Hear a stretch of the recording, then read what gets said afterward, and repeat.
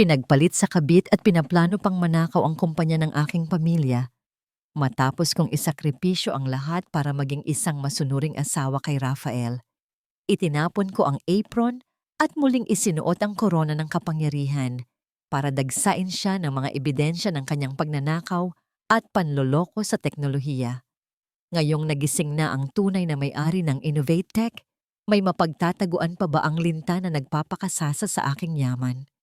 Ang malamig na hangin mula sa aircon ay tila hindi sapat para palamigin ang nag-iinit na paligid sa loob ng Grand Ballroom ng isang mamahaling hotel sa Makati.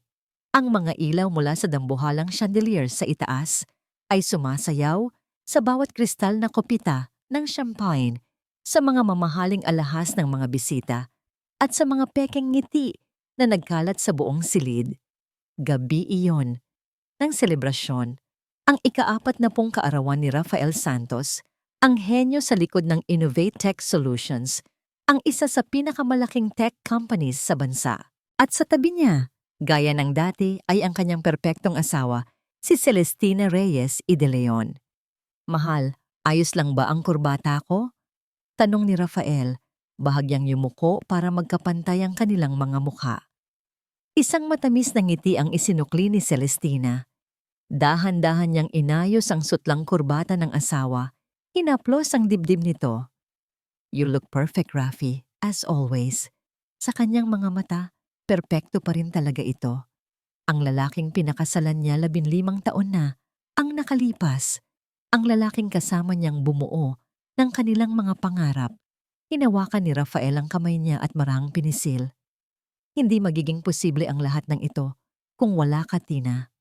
Ikaw ang lakas ko." Tumagos sa puso ni Celestina ang mga salitang yon. Para sa kanya, sapat na yon.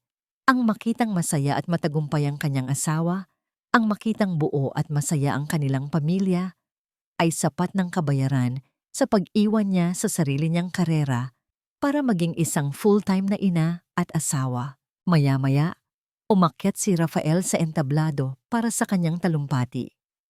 Ang lahat ng mata ay nasa kanya. Nagsimula siyang magsalita, pinasalamatan ang lahat ng dumalo. Ngunit sa dulo ng kanyang speech, ang mga mata niya ay muling hinanap si Celestina sa gitna ng karamihan. At higit sa lahat, sabi ni Rafael, ang boses niya ay naglalaman ng emosyon. "Gusto kong pasalamatan ang ilaw ng aking tahanan, ang aking inspirasyon, ang pinakamabuting ina sa aming mga anak, ang aking pinakamamahal na asawa, si Celestina." Nagpalakpakan ang mga tao. May mga tumayong humanga. Naramdaman ni Celestina ang pag-init ng kanyang mga pisngi. Ang pagmamahal na naramdaman niya sa sandaling iyon ay sapat na para burahin ang lahat ng pagod at sakripisyo. Ito ang buhay na pinili niya. At sa mga sandaling tulad nito, sigurado siyang tama ang kanyang naging desisyon. Makalipas ang ilang oras, natapos din ang magarbong selebrasyon. Habang ang karamihan sa mga bisita ay nagpapatuloy sa kasiyahan, dahan-dahang umalis si Celestina. Kailangan na niyang umuwi para sa kanilang bunsong anak, ang 2 buwang gulang na si Liam. Ang katahimikan sa kanilang mansyon sa Forbes Park ay isang malaking kaibahan sa ingay ng party. Pagpasok niya sa nursery, ang mahinang paghinga lamang ni Liam ang kanyang naririnig. Dahan-dahan niya itong binuhat mula sa kuna, niyakap ng mahigpit at inamoy ang natatanging amoy ng isang sanggol. Habang pinapadede niya ang anak, nakaupo sa tumba-tumba, naramdaman niya ang pagod na gumagapang sa kanyang buong katawan. Ngunit kasama nito ay ang isang pakiramdam ng kapayapaan. Ito ang kanyang mundo. Ang kanyang 2 anak, si Sofia at si Liam, at si Rafael, ang kanyang buong buhay. Nang makatulog na muli si Liam, maingat niya itong ibinalik sa kuna. Papalabas na sana siya ng silid nang marinig niyang bumukas ang pinto ng kanilang master's bedroom sa kabilang pasilyo. Pumasok si Rafael. Akala niya ay susunod na ito sa kanya. Ngunit narinig niya ang boses nito na tila may kausap sa telepono. Dahil bahagyang nakabukas ang pinto ng nursery, narinig niya ang bawat salita. Yes, baby. Pauwi na rin ako sa'yo. I know, I miss you more. Malambing na sabi ni Rafael. Isang lambing na matagal nang hindi naririnig ni Celestina para sa kanya. Nanigas si Celestina sa kanyang kinatatayuan. Ang puso niya ay nagsimulang tumibok ng sobrang bilis. Baka kamag-anak lang o isang kaibigan, pilit niyang kinukumbinsi ang sarili. Kumusta ang gabi mo? Mine was boring. Puro business talk. Oo naman, mas gusto ko pang kasama ka. Patuloy ni Rafael. At may kasama itong mahinang tawa. Just a few more weeks, Lian. Konting tiis na lang. Kapag napirmahan na ang transfer ng majority shares, sa atin na ang mundo. Lian. Ang pangalan ay parang kidlat na tumama sa pandinig ni Celestina. Majority shares. Transfer. Ang mga salita ay parang mga piraso ng basag na bote na unti-unting tumutusok sa kanyang utak, sa kanyang puso. She suspects nothing, dagdag pa ni Rafael. Masyado siyang abala sa pagiging ina. She trusts me completely. Hindi niya alam na ang bawat pirma niya sa mga dokumentong binibigay ko ay unti-unting naglilipat ng kapangyarihan sa akin. By the time she realizes it, huli na ang lahat. Akin na ang Innovate Tech. At sa wakas, makakaalis na tayo sa anino ng pamilya niya. Hindi na makahinga si Celestina. Ang mga kamay niya ay napakapit sa hamba ng pinto para suportahan ang sarili. Ang hangin ay tila naubos sa silid. Ang buong palasyong pinangarap niya ay gumuho sa loob lamang ng ilang segundo. Ang pagmamahal, ang tiwala, ang 15 taon. Lahat ay isang malaking kasinungalingan. Nang matapos ang tawag, naririnig niyang bumukas ang gripo sa banyo. Nanginginig, umatras si Celestina. Dahan-dahan siyang naglakad papunta sa sarili niyang banyo sa kabilang dulo ng kwarto. Humarap siya sa salamin. Ang babaeng nakatingin pabalik sa kanya ay hindi niya kilala. Maputla. May malalalim na eye bags. Ang dating kislap sa kanyang mga mata ay napalitan ng isang blangkong sakit. Ito ba ang naging kapalit ng lahat? Isang babaeng pagod, naubos at ngayon ay niloko. Isang babaeng ginawang tanga. Isang malamig na galit ang nagsimulang umakyat mula sa kaibuturan ng kanyang kaluluwa. Pinapawi ang sakit, pinapatay ang panginginig. Ang Celestina Reyes si De Leon na dating kinatatakutan sa corporate world. Ang babaeng kayang magpatumba ng mga higanteng kumpanya sa isang iglap lang ay natutulog lang pala. At ngayon, ginising siya ng pinakamatinding sampal ng katotohanan. Biglang nag-vibrate ang kanyang telepono sa ibabaw ng marmol na countertop. Isang tunog na bumasag sa nakabibinging katahimikan. Tiningnan niya ito. Isang email notification mula sa bangko. Ang subject line, Urgent, Loan Application Approval, Innovate Tech Shares as Collateral. Binuksan niya ang email. Ang kanyang mga mata ay nanlaki sa nabasa. Isang pautang na nagkakahalaga ng daan-daang milyon. Isang pautang na hindi niya alam. Isang pautang na ginamit ang kanyang pinakamahalagang yaman, ang kanyang mana, ang kanyang dugo't pawis, bilang kolateral. At sa ilalim, naroon ang digital na kopya ng isang dokumento na may pekeng pirma niya pa. Ang email ay nanatiling nakabukas sa screen ng telepono. Ang mga salita nito ay tila mga nagbabagang uling na sumusunog sa retina ni Celestina. Pautang, kolateral, pekeng pirma. Ang bawat salita ay isang martilyo na paulit-ulit na pumupukpok sa pundasyon ng kanyang mundo hanggang sa ito'y tuluyang maging abo. Hindi niya namalayan kung gaano siya katagal na nakatayo roon, nakatingin sa kawalan. Nang marinig niya ang tunog ng shower mula sa kabilang banyo, doon lamang siya natauhan. Mabilis, ngunit walang ingay, siyang lumabas at bumalik sa nursery. Isinara niya ang pinto ng walang kaluskos. Sa dilim, sa katahimikan na tanging hininga lamang ng kanyang natutulog na anak ang maririnig, umupo siya sa sahig. Ang likod niya ay nakasandal sa malamig na pader. At doon, sa wakas, bumuhos ang mga luha. Hindi ito mga luhang maingay. Hindi ito hagulgol ng isang pusong sinasaktan. Ito ay mga luhang tahimik, mainit, at puno ng lason ng katotohanan. Bawat patak ay naglalaman ng isang alaala. Ang kanilang unang pagkikita, ang pangako niya sa harap ng altar, ang nangiti niya ng unang masilayan ng kanilang mga anak, ang bawat mahal kita na ngayon ay natuklasan niyang walang laman. Bawat alaala ay isang patalim na dahan-dahang umiiwa sa kanyang puso. Ang Celestina na asawa at ina ay namatay sa gabing iyon. Hinayaan niyang mamatay ito sa sahig ng nursery kasama ng mga pira-pirasong pangarap na binuo niya sa loob ng 15 taon. Hinayaan niyang maubos ang kanyang luha hanggang sa wala nang natira, kundi isang tuyong, malamig na pakiramdam nang ang unang sinag ng araw ay nagsimulang sumilip sa siwang ng kurtina. Tumayo si Celestina. Ang kanyang mga binti ay nangingimay, ngunit ang kanyang mga mata ay hindi na nagpapakita ng sakit. Ito ay nagpapakita ng isang bagay na mas matindi, mas mapanganib. Naglakad siya papunta sa kanyang sariling banyo at muling humarap sa salamin. Ang babaeng nakita niya kagabi, ang babaeng maputla at talunan, ay wala na. Ang nakatingin pabalik sa kanya ngayon ay may mga matang matalasam. Isang panga na mariin ang pagkakatikom at isang aura ng kapangyarihang matagal nang nakatago. Nakita niya ang multo ng nakaraan, ang anino ni Celestina de Leon, ang babaeng hindi marunong matakot, ang babaeng hindi kailanman nagpapatalo. Naghilamos siya ng malamig na tubig. Bawat patak ay tila naguhugas, hindi lang sa bakas ng luha, kundi pati na rin sa kahinaan na kumapit sa kanya sa loob ng maraming taon. Pag-angat ng kanyang mukha, wala nang bakas ng emosyon. Ang natira na lang ay determinasyon.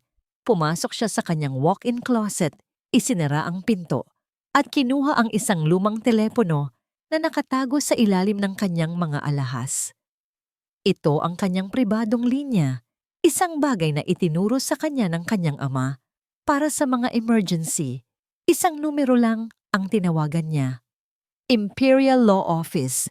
Sagot ng isang boses sa kabilang linya. Crispin? Sabi ni Celestina. Ang kanyang boses ay kalmado ngunit may bigat. It's me, Celestina. Narinig niya ang bahagyang pagkabigla sa boses ng matandang abogado, ang pinagkakatiwalaang tagapayo ng pamilya De Leon sa loob ng 4 na dekada. Señorita Tina, it's been a while. Is everything all right? No, Crispin. Nothing is all right. Diretsong sagot niya. I need you. I need your absolute discretion. Walang dapat makaalam nito. Not even my parents. I'm invoking the Red Protocol. Natahimik si Attorney Crispin Imperial sa kabilang linya. Ang Red Protocol ay isang kasunduan sa pagitan nila na para lamang sa pinakamatitinding krisis. I understand completely, sabi ng abogado. Ang boses niya ay naging seryoso. What do you need? I need you to investigate a potential breach of fiduciary duty and corporate fraud within Innovate Tech, sabi ni Celestina. Ang bawat salita ay tumpak at walang bahid ng pag-aalinlangan. Particular, ang lahat ng transaksyon na ginawa ni Rafael Santos sa nakalipas na 2 taon. Mayroon akong impormasyon tungkol sa isang hindi autorisadong pautang gamit ang aking mga share bilang collateral. I need you to find everything. Consider it done, Tina. Mabilis na tugon ni Attorney Imperial. I will assemble my best team. Good, sabi ni Celestina bago ibaba ang tawag. Habang naghahanda siya para sa umaga, kumilos siya na parang isang espiya sa sarili niyang pamamahay. Nang pumasok si Rafael sa shower, pumasok si Celestina sa home office nito. Ang kanyang puso ay kumakabog, hindi dahil sa takot, kundi dahil sa adrenaline. Sinubukan niya ang safe na nakatago sa likod ng isang painting. Ang kombinasyon, ang anibersaryo nila. Napangisi siya ng mapait nang bumukas ito. Sa loob, nakita niya ang mga folder. Mga pangalan ng kumpanya na hindi niya kilala. mga offshore accounts. Hindi pa niya naiintindihan ang lahat, ngunit kumuha siya ng litrato ng bawat dokumento gamit ang kanyang pribadong telepono. Bawat litrato ay isang bala at nagsisimula pa lang siyang mag-ipon ng kanyang mga sandata. Nang magkaharap sila para sa almusal, si Celestina ay ang larawan ng isang mapagmahal na asawa. Inihain niya ang kape ni Rafael, ngumiti, at nagtanong tungkol sa araw nito. Mukhang pagod ka, mahal. Hindi ka ba nakatulog ng maayos? Tanong ni Rafael, habang hinahaplos ang kanyang kamay sa ibabaw ng mesa.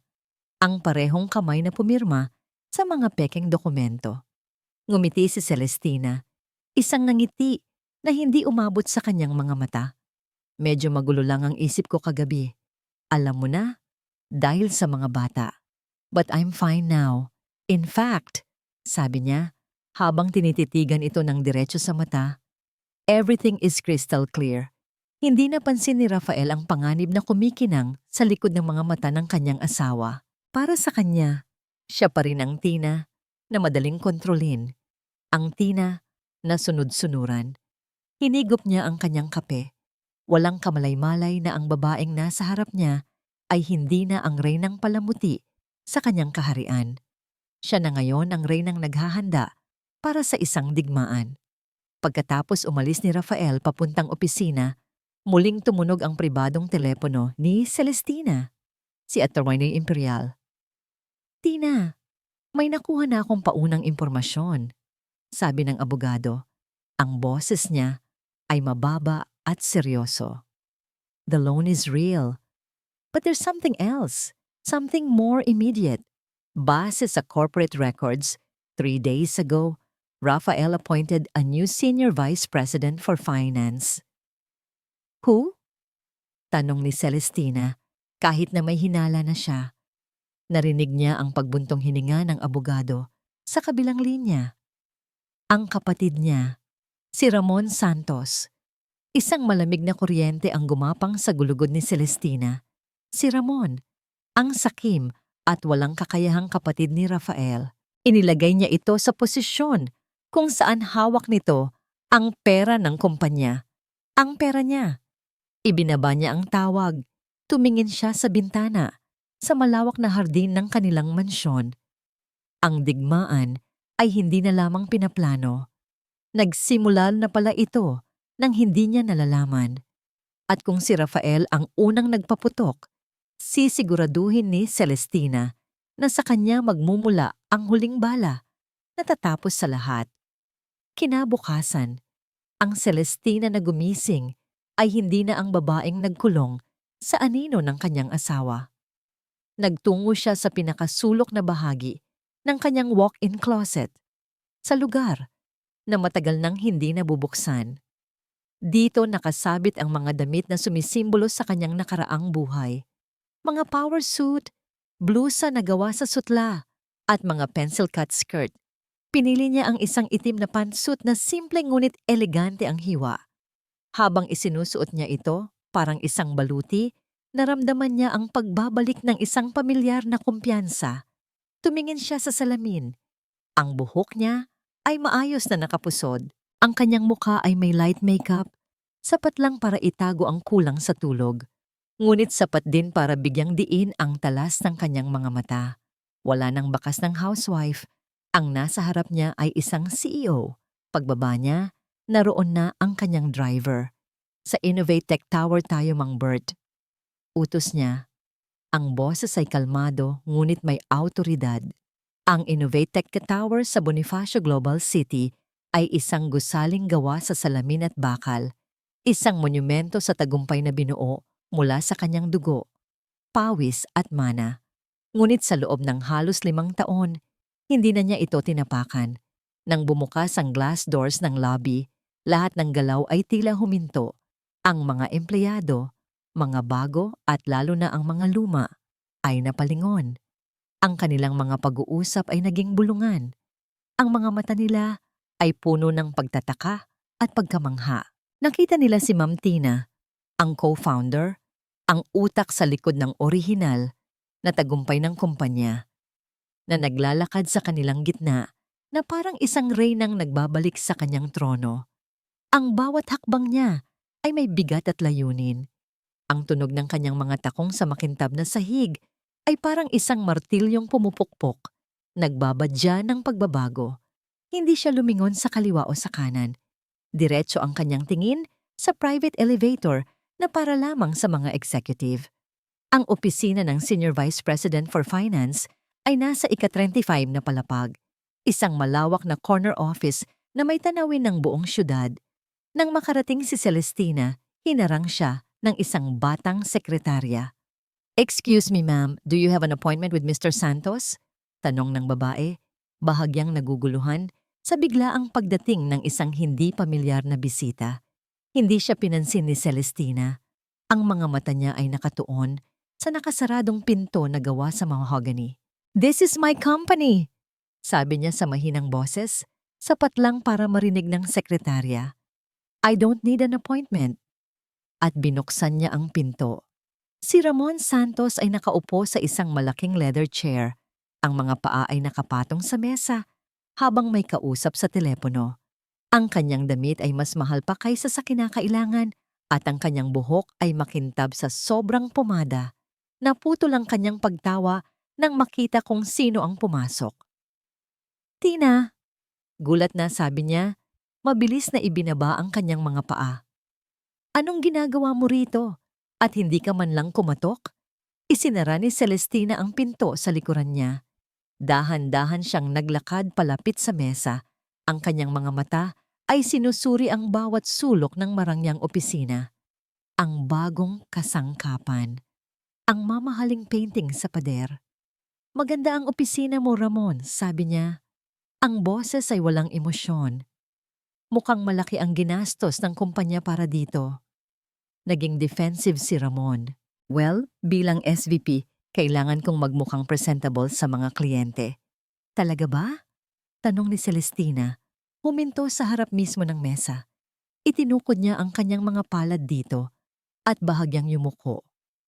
"Gusto kong makita ang lahat ng financial reports mula sa huling quarter. Lalo na ang liquidation ng lahat ng expenses sa ilalim ng opisina mo. Now."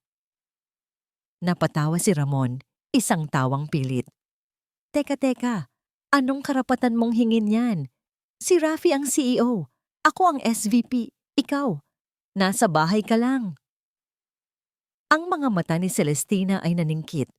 "Huwag mong kalimutan, Ramon, na bago ka pa man natutong magbilang ng pera, ako na ang nagpapatakbo ng kumpanyang ito kasama ng kapatid mo. Ang pangalan ko pa rin ang nakasulat sa kalahati ng lahat ng pag-aari ng Innovatech. Now, give me the reports, or would you prefer I call security to escort you out of my building?" Nakita ni Ramon ang determinasyon sa mga mata ni Celestina. Nawala ang kanyang pagiging mayabang. Nanginginig ang mga kamay. Tinawagan niya ang kanyang staff para dalhin ang mga folder.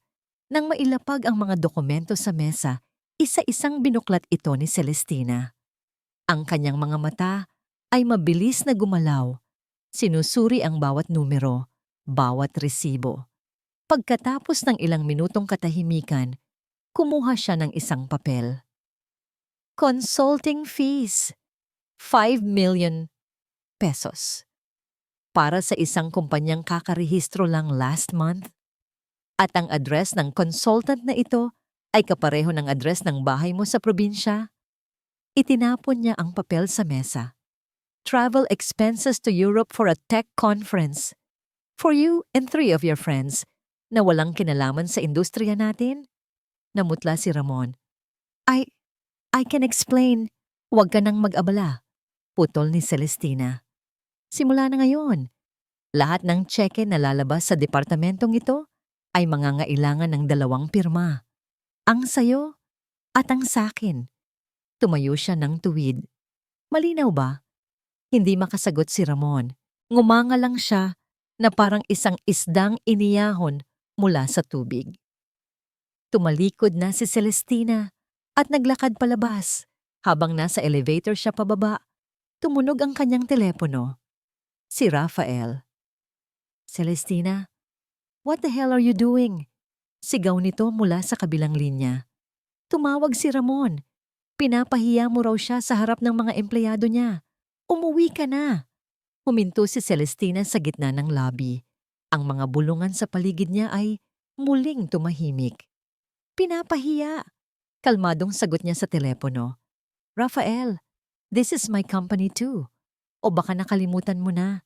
I'm just protecting my investment. Marahil, dapat mas madalas na akong bumisita rito. Don't you dare. I have to go, mahal, sabi ni Celestina. Ang salitang mahal ay puno ng pang-uyam.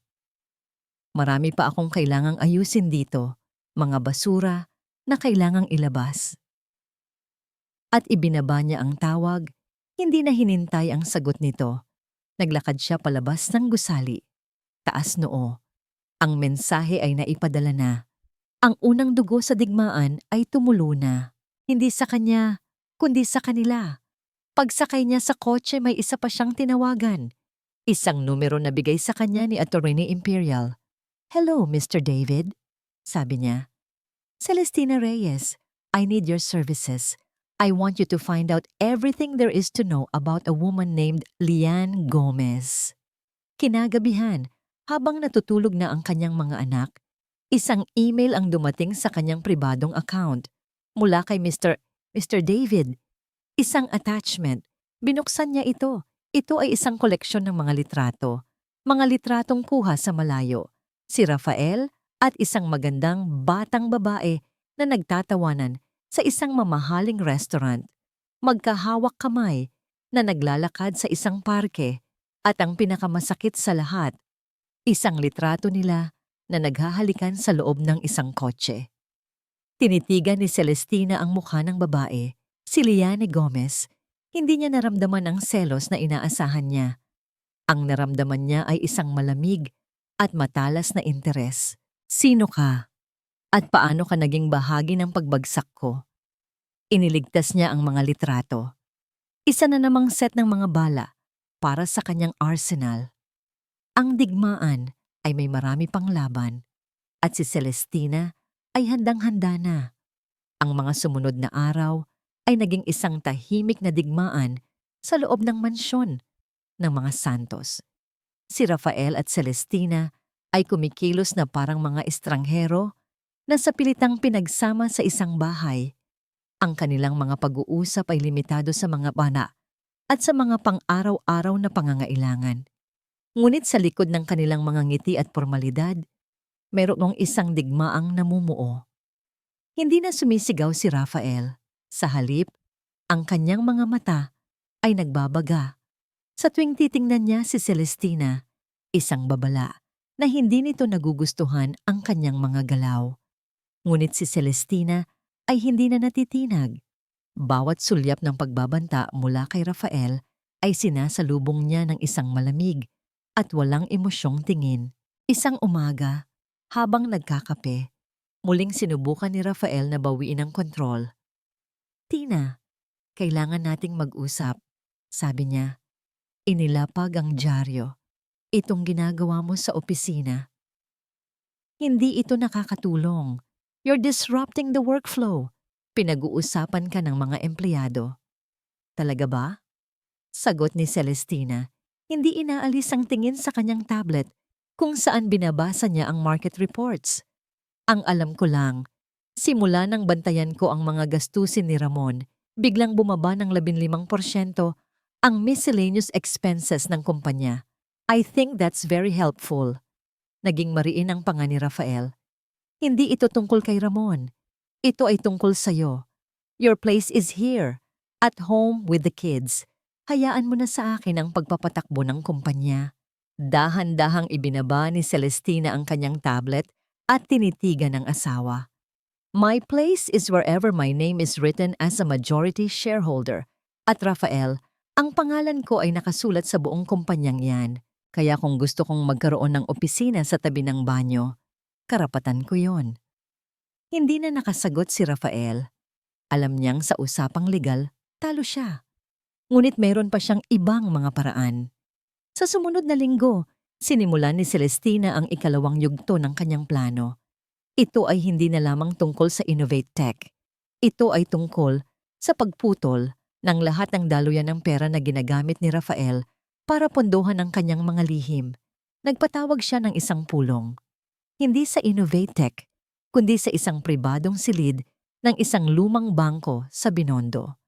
Ang taong kakausapin niya ay si Mr. Alejandro Lim, ang presidente ng bangko at isa sa pinakamatatalik na kaibigan ng kanyang yumaong ama. Tita Celestina, bati ni Mr. Lim, isang matandang lalaki na may mga matang puno ng respeto. Kahit mas matanda ito, tita ang tawag nito sa kanya. Isang palayaw na nagpapakita ng paggalang sa pamilya de Leon. Ano ang maipaglilingkod ko sa'yo? Alejandro, I need a favor, sabi ni Celestina, direkta at walang paligoy-ligoy. Lahat ng joint accounts namin ni Rafael Santos sa bangkong ito. I want to freeze them, immediately. Bahagyang nanlaki ang mga mata ni Mr. Lim, ngunit hindi siya nagtanong. Ang pangalan ng De Leon ay may bigat na mas matimbang pa sa anumang paliwanag. Of course, tita. Is there a problem? Let's just say, I'm restructuring my assets, sagot ni Celestina. At kailangan kong malaman ang lahat ng malalaking proyekto kung saan ginagamit ang pera mula sa mga account na yon, lalo na ang mga real estate investments. Isang tango lang mula kay Mr. Lim ang naging sagot. Bago matapos ang araw, ang lahat ng joint accounts nila ay hindi na magagalaw nang walang pirma ni Celestina. Ang epekto ay mabilis at malakas. Kinagabihan, habang nasa isang mamahaling restaurant si Rafael kasama si Lian, dumating ang bill-o. Inabot ni Rafael ang kanyang black card sa waiter. Pagkatapos ng ilang sandali, bumalik ang waiter, ang muka ay nahihiya.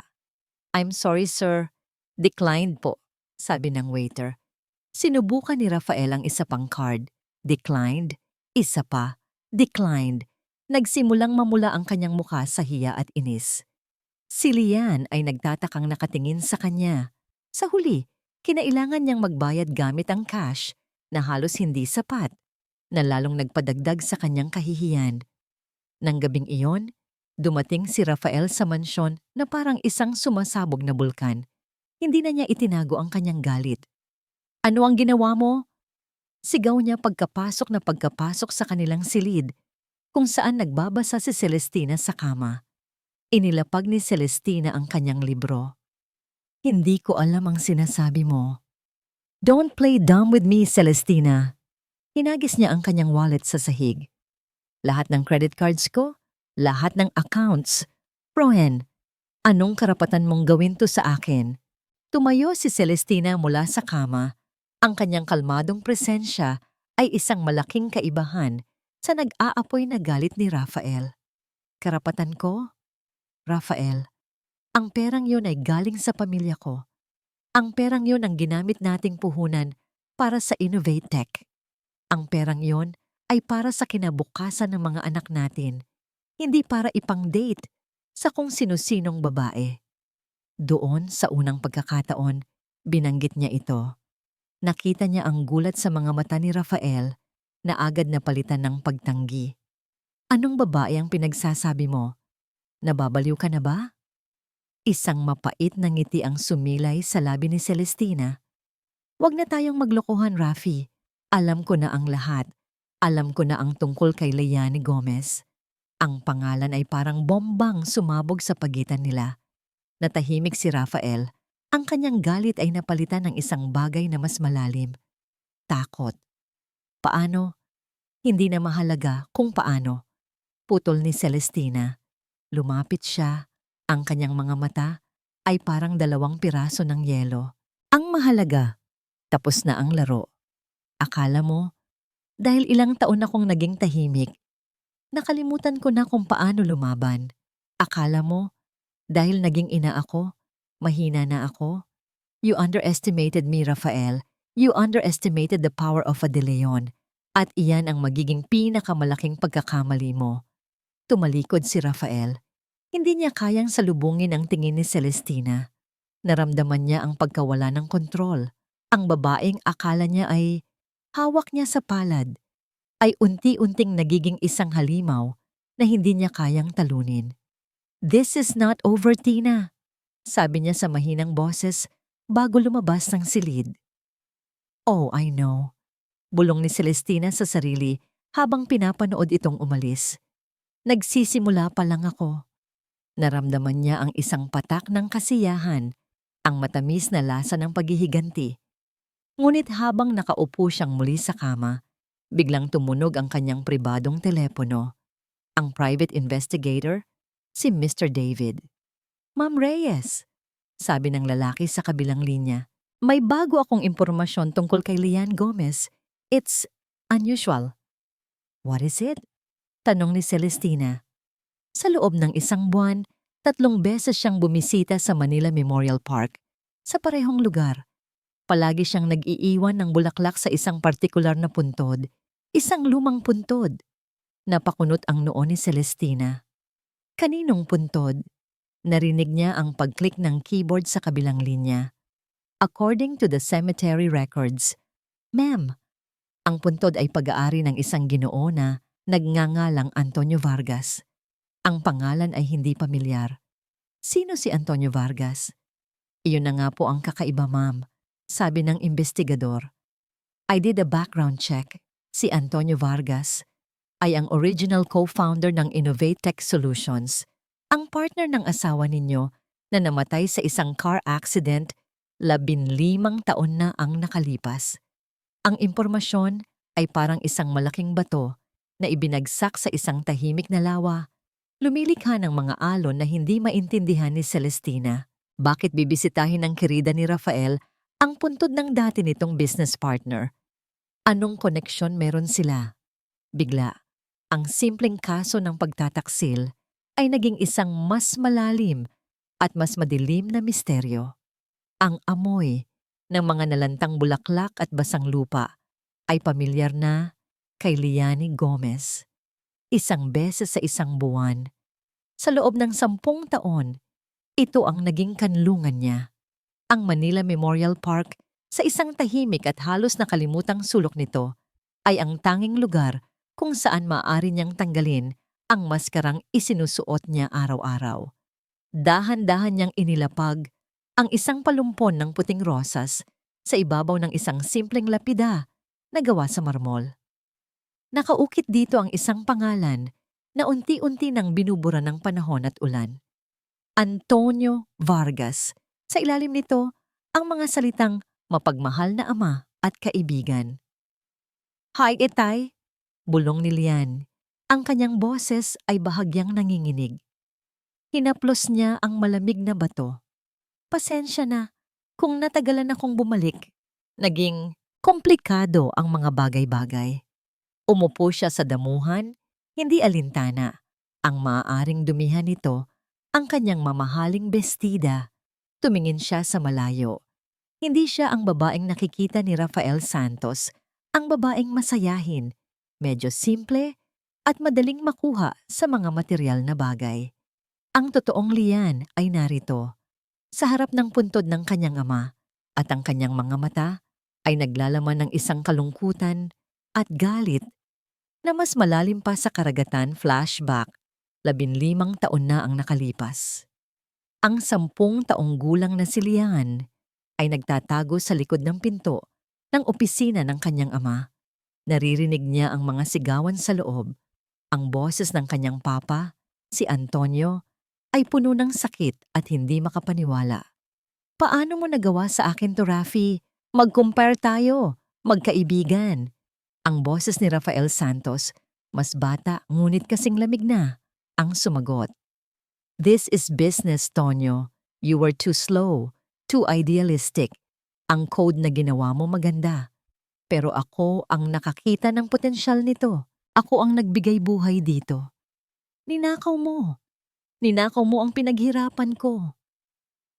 "Idemanda mo ako kung gusto mo," sagot ni Rafael.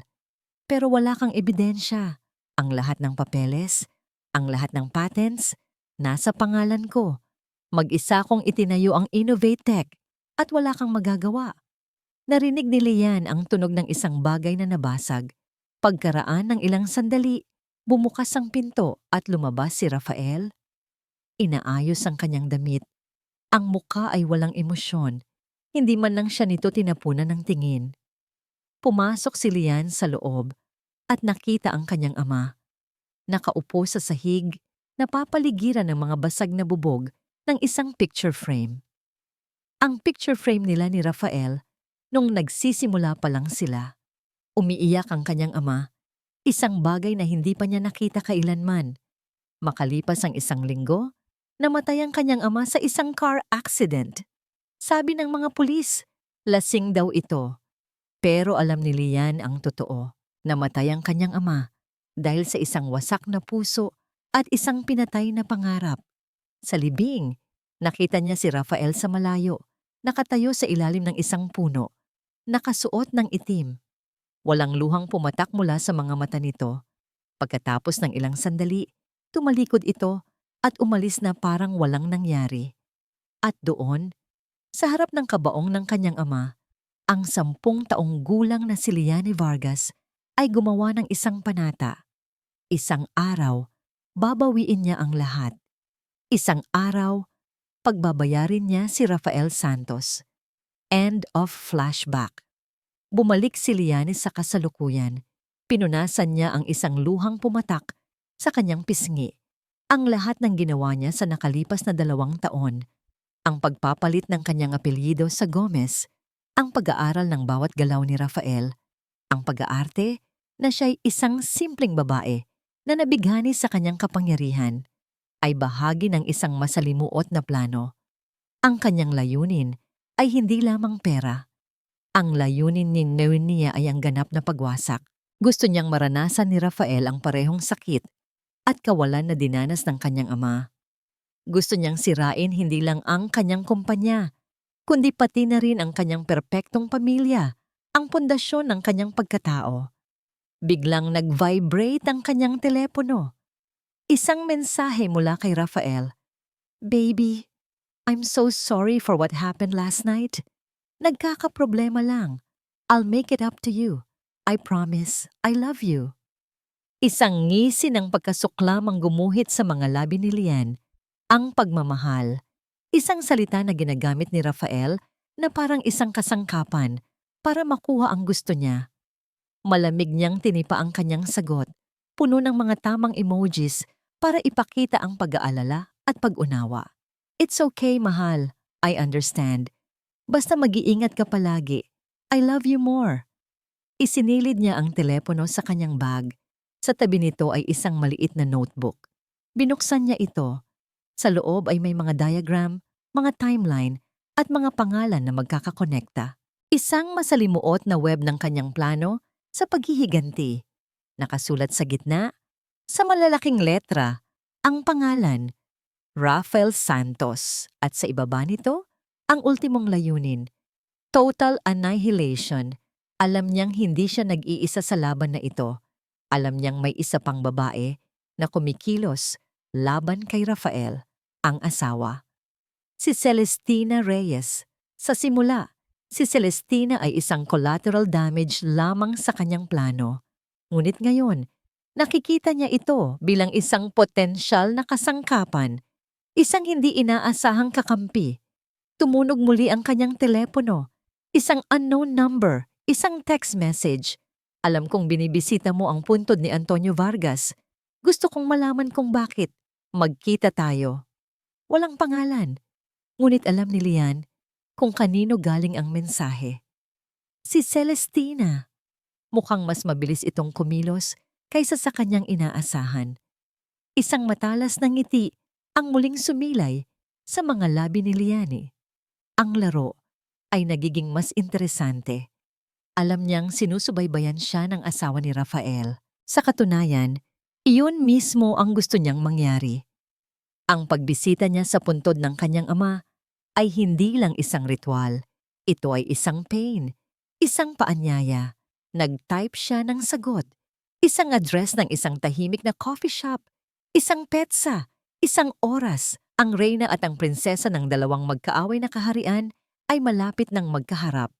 At si Rafael Santos, ang hari na walang kamalay-malay, ay nasa gitna, malapit nang matanggalan ng Ang pangalang Antonio Vargas ay umalingaw-ngaw sa isip ni Celestina na parang isang misteryong kailangan niyang bigyan ng kasagutan. Ang impormasyong yon mula sa private investigator ay nagbukas ng isang pinto sa nakaraan na hindi niya alam na umiiral.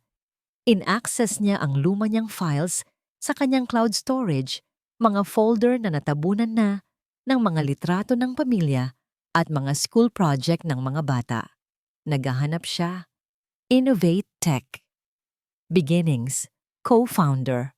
At doon, sa isang lumang folder na may petsang 15 taon na ang nakalipas, nakita niya ang mga dokumento at mga litrato mula sa unang taon ng kumpanya. Nang mga panahong iyon, si Celestina ang nagsisilbing Chief Operating Officer. Siya ang nagpapatakbo ng negosyo habang si Rafael at si Antonio, na mas tinatawag nilang Tonyo, ang mga henyo sa teknolohiya. Naalala niya si Tonyo, isang tahimik, napakatalinong tao na may malaking pangarap. Siya at si Rafael ay hindi lang magka-partner. Sila'y matalik na magkaibigan, magkumpar. Si Tonyo ang ninong sa binyag ng kanilang panganay, si Sofia. Nag-scroll siya sa mga litrato. May isang larawan kung saan magkaakbay ang tatlo sa kanila. Nakangiti sa harap ng kanilang maliit, inuupahang opisina sa Quezon City. Sila laban sa mundo. Puno ng pag-asa. Pagkatapos, ang aksidente. Naalala ni Celestina ang gabing iyon. Ang tawag sa telepono. Ang balitang patay na si Tonyo. Si Rafael ay gumuho. Ilang linggo itong hindi makakain, hindi makatulog. Ang sakit na naramdaman ni Rafael noon ay tila totoo. O baka naman, magaling lang talaga siyang umarte. Ang koneksyon, iyon ang bumabagabag sa kanya. Bakit bibisitahin ni Lian Gomez ang kirida, ang puntod ni Antonio Vargas, ang namayapang partner? Nag-search siya online. Liane Gomez, walang masyadong lumalabas. Isang social media profile na halatang bago at curated. Ngunit nang itype niya ang Antonio Vargas family, may isang lumang artikulo mula sa isang local newspaper ang lumabas. Isang article tungkol sa isang inter-school science competition. Ang nanalo, isang 10 taong gulang na babae, inilarawan bilang ang napakatalinong anak ng tech innovator na si Antonio Vargas. Ang pangalan ng bata sa litrato, Lian Vargas. Napahawak si Celestina sa kanyang bibig. Ang mga piraso ng puzzle ay nagsimulang magkabit-kabit sa isang paraan na nakakakilabot. Liane Vargas, Liane Gomez, iisa lang sila. Ang babaeng sinisira ang kanyang pamilya ay hindi isang estranghero na naghahanap lang ng pera. Siya ang anak ng taong pinagkatiwalaan nila. Ang anak ng kaibigan ni Rafael. Bigla, ang lahat ng galit at selos na naramdaman ni Celestina para kay Lian ay naglaho. Napalitan ito ng isang nakakabinging pagkalito. Kung siya ang anak ni Tonyo, ano ang ginagawa niya kasama ni Rafael? Posible bang hindi niya alam ang nakaraan ng kanyang ama? O mas malala pa, posible bang alam niya ang lahat at ang relasyon nila ni Rafael ay hindi tungkol sa pag-ibig, kundi tungkol sa ibang bagay? Paghihiganti. Ang salita ay lumitaw sa kanyang isip na parang isang kidlat. Paano kung ang buong relasyon na ito ay isang pagkukunwari? Paano kung si Lian ay may sariling agenda para pabagsakin si Rafael? Napatingin si Celestina sa litrato ni Liane mula sa report ng investigador. Ang mga ngiti nito sa tabi ni Rafael, na dati tinitingnan niya bilang tanda ng panloloko, ngayon ay mukha ng isang maskara. Isang perpektong pag-arte, kung ganoon, hindi lang siya ang biktima rito, at hindi lang si Rafael ang kalaban niya. Ang sitwasyon ay mas komplikado. May isa pang manlalaro sa chessboard na ito, at ang kanyang mga motibo ay hindi niya palubusang nauunawaan. Kinuha niya ang kanyang pribadong telepono. Ang pag-atake kay Lian, na dati niyang plano, ay hindi na tama. Kailangan niya ng impormasyon. Kailangan niyang malaman kung ano talaga ang nangyayari. Nag-type siya ng isang mensahe, maikli at direkta, at ipinadala sa numerong ibinigay ng imbestigador. Alam kong binibisita mo ang puntod ni Antonio Vargas. Gusto kong malaman kung bakit. Magkita tayo. Halos agad-agad, dumating ang sagot. Isang address ng isang coffee shop sa Katipunan. Isang petsa at oras. Walang tanong. Walang pag-aalinlangan. Na para bang inaasahan na nito ang kanyang mensahe. Umupo si Celestina sa kanyang upuan. Ang isip ay naglalakbay. Nakaramdam siya ng isang kakaibang koneksyon sa babaeng dapat ay kaaway niya. Pareho silang nasaktan sa magkaibang paraan ng iisang lalaki. Pareho silang may gustong patunayan, peligroso ang gagawin niya. Ang pakikipagkita sa kerida ng kanyang asawa ay isang hakbang tungo sa hindi alam. Maaring isa itong patibong, maaring lalo lang siyang masaktan. Ngunit mas malakas ang kanyang intuisyon na nagsasabing kailangan niya itong gawin para malaman ang buong katotohanan, para maintindihan kung sino talaga ang kanyang kalaban. Tumingin siya sa bintana sa madilim na kalangitan. Ang digmaan na sinimulan niya ay hindi pala isang simpleng laban sa pagitan ng mag-asawa. Ito pala ay isang laban na nagsimula pa 15 taon na ang nakalipas. At siya, nang hindi niya namamalayan, ay nasa gitna ng lahat ng ito. Kailangan niyang malaman kung si Liane Vargas ay isang kaaway na kailangan niyang talunin o isang kakampi na kailangan niya para manalo sa digmaang ito. At iisa lang ang paraan para malaman. Ang coffee shop sa Katipunan ay maliit at hindi gaanong matao. Isang perpektong lugar para sa isang lihim na pag-uusap. Pinili ni Celestina ang isang mesa sa pinakasulok na bahagi kung saan tanaw niya ang pinto ngunit hindi siya madaling makita. Dumating siya ng 15 minuto mas maaaga, isang ugali na natutunan niya sa mundo ng korporasyon. Bawat sandali ng paghihintay ay nagpapataas ng tensyon sa kanyang dibdib. Ano ang sasabihin niya? Paano niya sisimulan ang isang pag-uusap sa babaeng kasama sa kama ng kanyang asawa? Eksakto sa itinakdang oras, bumukas ang pinto. Pumasok si Liane Gomez. Mas maganda ito sa personal kaysa sa mga litrato. Simple lang ang suot nitong maong at puting t-shirt, ngunit mayroon itong aura ng kumpiyansa. Inilibot nito ang kanyang mga mata at nang magtama ang kanilang paningin, walang pag-aalinlangan, naglakad ito papalapit sa mesa ni Celestina. Mrs. Santos? Bati ni Liane, ang kanyang boses ay kalmado. Walang bahid ng pagkukunwari o hiya. Umupo ito sa tapat ni Celestina. Vargas, sagot ni Celestina. Ang kanyang boses ay kasing lamig ng yelo. Liane Vargas, I believe that is your real name. Isang bahagyang pagtaas ng kilay lang ang naging reaksyon ni Liane. Hindi ito nagulat. Direkta ka pala. I like that. Yes, that is my real name.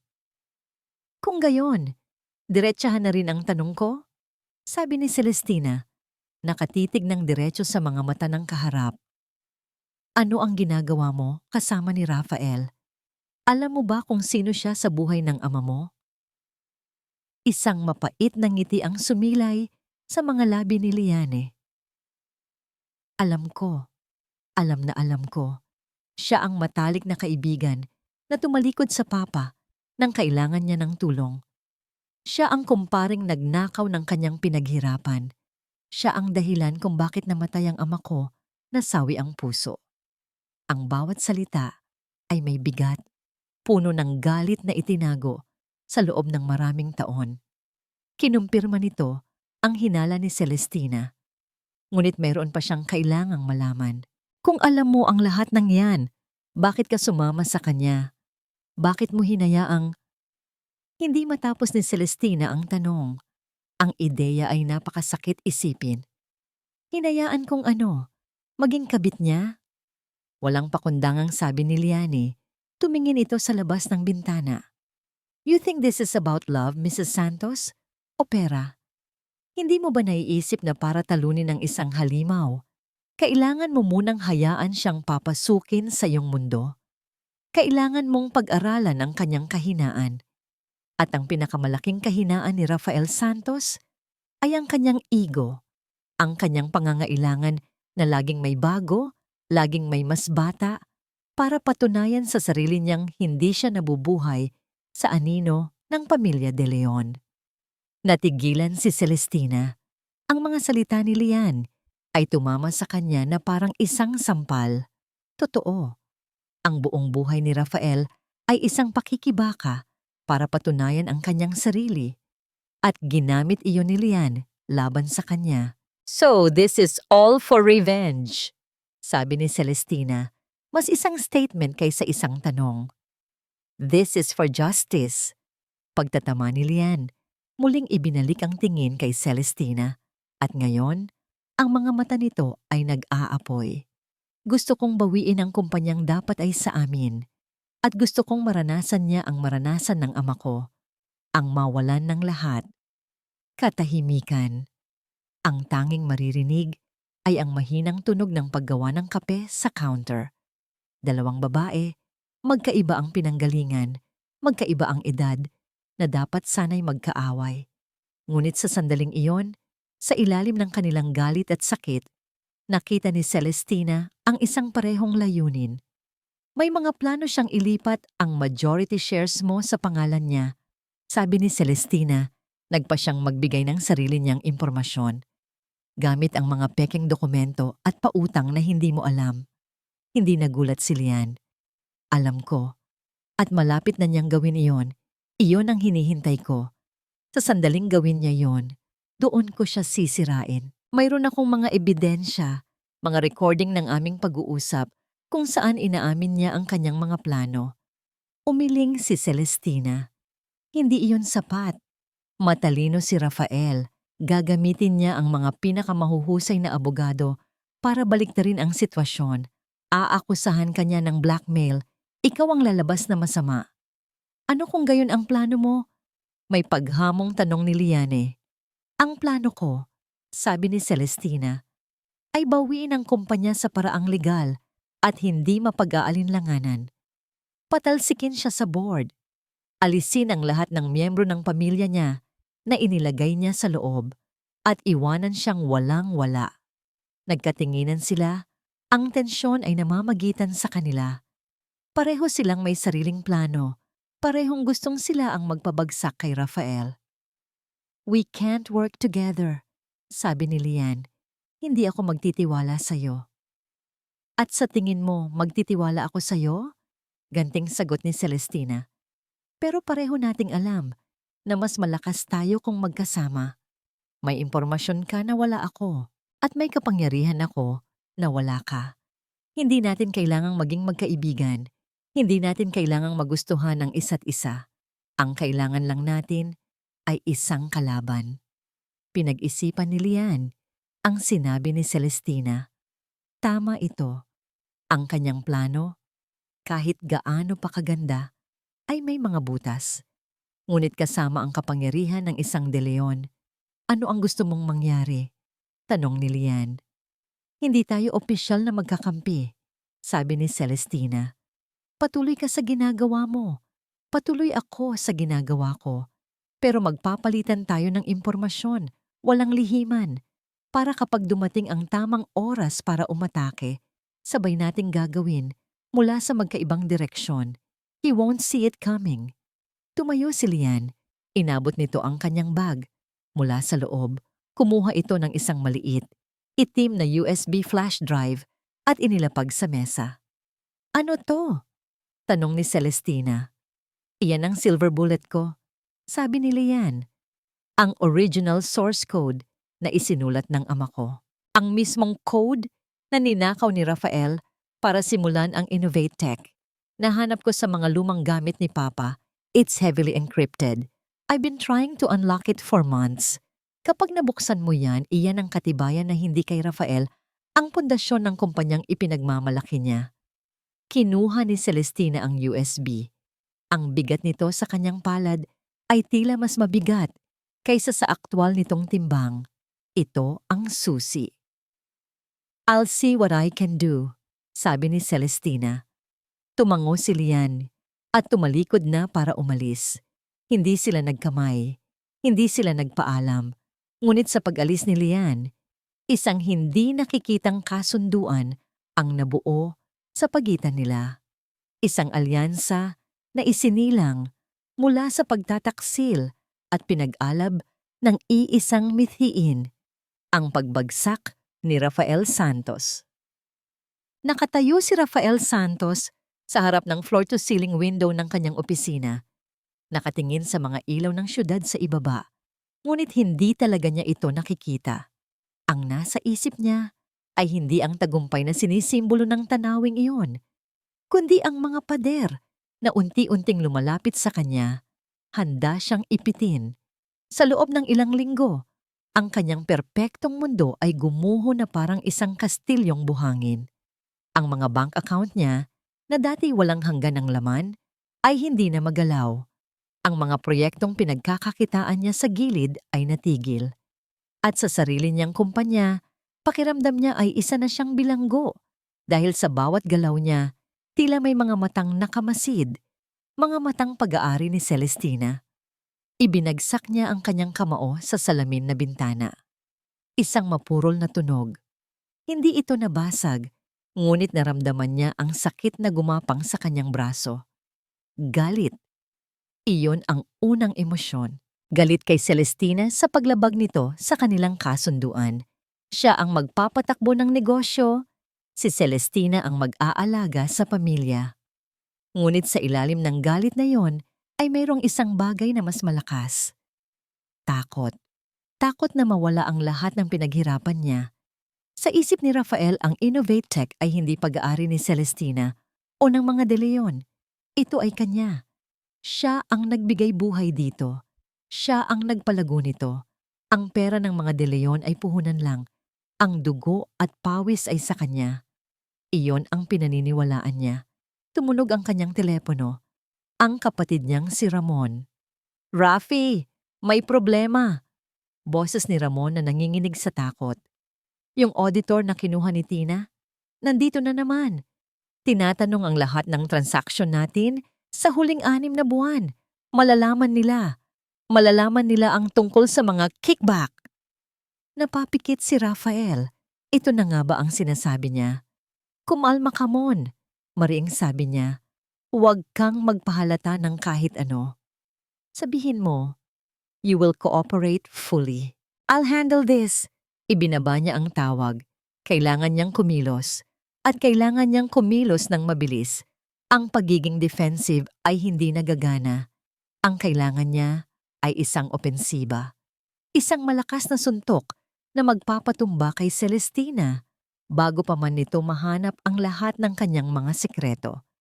Kinagabihan, nagkita sila ni Ramon sa isang madilim na bar sa Quezon City, malayo sa mga matang mapanghusga ng BGC. "Anong gagawin natin, Rafi?" tanong ni Ramon. Pinapawisan kahit malamig ang aircon. "Tapos na tayo. Ikukulong tayo." "Hindi. Kung mauuna tayo," sabi ni Rafael, ang kanyang mga mata ay matalas. "Hindi natin siya pwedeng hayaang manalo. We need to discredit her. Tanggalin siya sa board bago pa man niya tayo matanggal." "Paano?" Yumuko si Rafael. "Ang pinakamagandang depensa ay opensiba," bulong niya. "Aakusahan natin siya ng bagay na hindi niya kayang pabulaanan agad. Isang bagay na magdudulot ng duda sa isip ng board. Aakusahan natin siya ng pagnanakaw." Nanlaki ang mga mata ni Ramon. Pagnanakaw? Si Tina? Walang maniniwala sa tin. "Maniniwala sila kung may ebidensya," sabi ni Rafael. Isang masamang ngiti ang gumuhit sa kanyang mga labi. "Isang ebidensya na itatanim natin. Gagawa tayo ng mga pekeng dokumento, mga pekeng wire transfer. Palalabasin natin na naglilipat siya ng pera ng kumpanya papunta sa isang offshore account. At para maging mas kapanipaniwala, ilalagay natin ang account na yon sa ilalim ng pangalan ng isang malayong kamag-anak niya. Palalabasin nating ginagawa niya ito dahil sa galit, dahil sa postpartum depression niya. Nakita ni Rafael ang pag-aalinlangan sa mukha ng kapatid, ngunit nakita rin niya ang pag-asa. This is our only way out, Mon. Kailangan nating gawin to. Ako na ang bahala sa lahat. Nang gabing iyon, pag-uwi ni Rafael, sinubukan niyang maging ang dating Rafael na minahal ni Celestina. Nagdala siya ng bulaklak. Ngumiti siya. Para sa'yo, mahal, sabi niya. Iniaabot ang mga rosas. Kinuha ito ni Celestina, ngunit ang kanyang mga mata ay malamig. Salamat. Para saan to? Wala lang. Naalala ko lang na matagal na kitang hindi nabibigyan ng bulaklak, sabi ni Rafael. Sinusubukang maging malambing. Tinena, namimiss na kita. Namimiss ko na yung dati.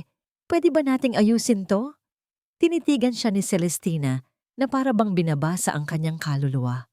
Ang alin ang aayusin natin, Rafi? Ang pagsisinungaling mo o ang pagnanakaw mo? Ang mga salita ay tumama na parang sampal. Ngunit hindi nagpahalata si Rafael. Ngumiti lang siya ng malungkot. Sige na, magpahinga ka na. Mukhang pagod ka. Nang tumalikod si Celestina, ang ngiti ni Rafael ay naglaho. Napalitan ng isang ekspresyon ng pagkamuhi. Sige, isipin mong ikaw na ang nananalo. Bulong niya sa sarili. Let's see who has the last laugh. Kinabukasan, ipinatawag ni Rafael ang isang batang IT employee sa kanyang opisina, si Alex. Isang tahimik ngunit magaling na programmer na may utang na loob sa kanya dahil si Rafael ang nagpasok dito sa kumpanya. Alex, may ipapagawa ako sa'yo. Isang bagay na top secret at kailangan ng iyong absolutong katapatan. Seryosong sabi ni Rafael, isinara ang pinto. Ano po iyon, sir? Inilatag ni Rafael ang kanyang plano. Ang paglikha ng mga pekeng digital na dokumento. Ang pag-insert ng mga backdated transaction logs sa sistema ng kumpanya. Ang paggawa ng isang paper trail na magtuturo kay Celestina. Namutla si Alex. Sir, illegal po yata yan. Lahat tayo ay may ginagawang kailangan nating gawin para protektahan ang kumpanya, sabi ni Rafael. Tinapik ang balikat ng binata. Si Ma'am Tina, hindi siya nasa tamang pag-iisip ngayon. Nagagasta niya ang pera ng kumpanya. Kailangan natin siyang pigilan bago niya tuluyang ilubog ang Innovate Tech. Tulungan mo ako, Alex, at sisiguraduhin kong hindi ka magsisisi. Napayuko si Alex. Pagkatapos ng ilang sandali ng pag-aalinlangan, dahan-dahan itong tumango. Sige po, sir. Gagawin ko po. Isang ngiti ng tagumpay ang sumilay sa labi ni Rafael. Good. I knew I could count on you. Gawin mo na agad. We need to present this to the board by next week. Nang lumabas si Alex sa opisina, sumandal si Rafael sa kanyang upuan. Sa unang pagkakataon sa loob ng maraming linggo, nakaramdam siya ng pag-asa. Sa wakas, siya na ulit ang may kontrol. Siya na ulit ang nagdidikta ng laro. Akala ni Celestina, kaya niya itong talunin. Ngunit nakalimutan nito kung sino si Rafael Santos. Isang henyo, isang survivor, at gagawin niya ang lahat para manalo. Ang hindi niya alam, pagbalik ni Alex sa kanyang cubicle, ang unang ginawa nito ay hindi ang simula ng utos ni Rafael. Sa halip, kinuha nito ang kanyang telepono. Sa ilalim ng kanyang desk, pinindot niya ang stop sa isang recording app na kanina pa palang tumatakbo. Maingat niyang isinave ang audio file, Rafael Santos Illegal Instruction MP3. Pagkatapos binuksan niya ang isang encrypted email service. Gumawa siya ng isang bagong mensahe, walang subject, walang laman, maliban sa isang attachment. Ang recipient, isang email address na ibinigay sa kanya linggo na ang nakalipas ng isang taong hindi niya inaasahan, si Achmani Crispin Imperial. Pinindot niya ang send.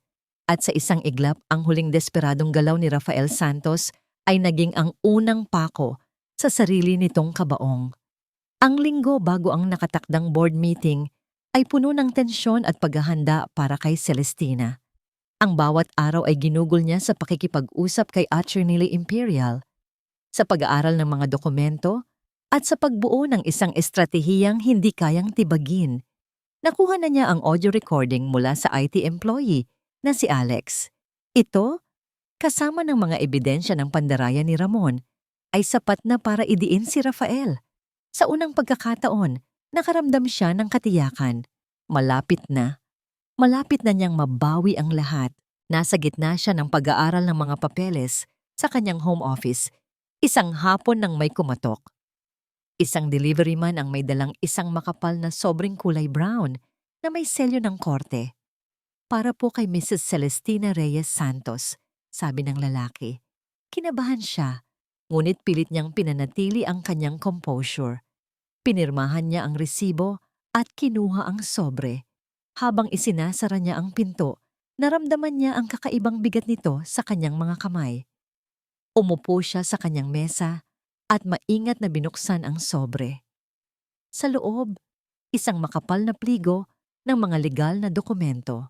Sa unang pahina nakasulat sa malalaking letra ang mga salitang bumiyak sa kanyang puso.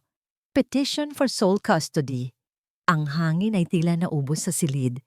Ang mga salita ay nagsimulang lumabo sa harap ng kanyang mga mata. Binasa niya ulit at ulit. Ang pangalan ni Rafael Santos bilang petitioner, ang pangalan niya bilang respondent, at ang subject, ang kanilang mga anak, sina Sofia at Liam. Nanginginig ang kanyang mga kamay habang binubuklat niya ang mga sumunod na pahina.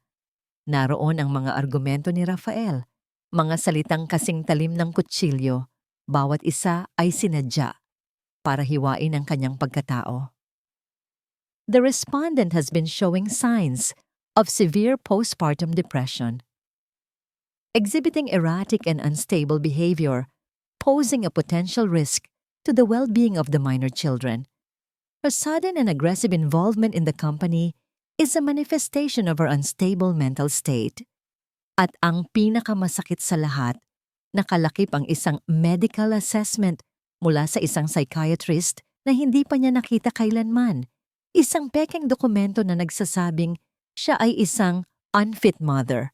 Nabitiwan niya ang mga papel.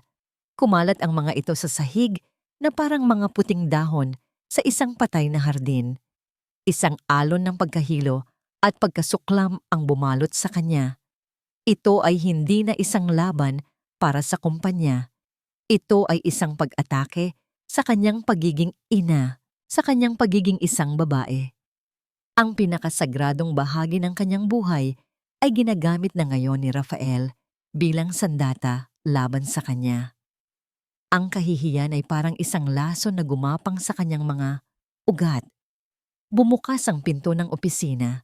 Pumasok si Rafael, ang muka ay nagpapakita ng isang pekeng pag-aalala. Tina, natanggap mo na pala, sabi niya sa malumanay na boses, ang boses na ginagamit niya para lokohin ang buong mundo. Hindi makapagsalita si Celestina. Tinitigan niya lang ito, ang kanyang mga mata ay puno ng sakit at hindi makapaniwala. Lumuhod si Rafael para damputin ang isang papel. Look, I'm sorry it had to come to this, sabi niya, umiiwas ng tingin. Pero nag-aalala lang talaga ako. Para sa'yo. Ginagawa ko lang to para sa kapakanan ng mga bata, Tina. Ang mga salitang yon, ang kasinungalingan na yon, biglang nawala ang lahat ng lakas ni Celestina. Ang galit na nag-alab sa kanya sa loob ng maraming linggo ay biglang namatay, napalitan ng isang malawak at malamig na kawalan ng pag-asa. Get out! Bulong niya. Tina, please. I said, get out! Sigaw niya, ang kanyang boses ay basag. Nagulat si Rafael sa kanyang pagsigaw. Tumayo ito at umatras. We'll talk when you've calmed down. Sabi nito bago tuluyang umalis. Nang maisara ang pinto, humagulgol si Celestina. Isang hagulgol na nanggaling sa kaibuturan ng kanyang kaluluwa. Ang lahat ng kanyang mga plano, ang lahat ng kanyang mga laban, ay biglang nawalan ng saysay. Ano ang halaga ng isang kumpanya kung mawawala sa kanya ang kanyang mga anak?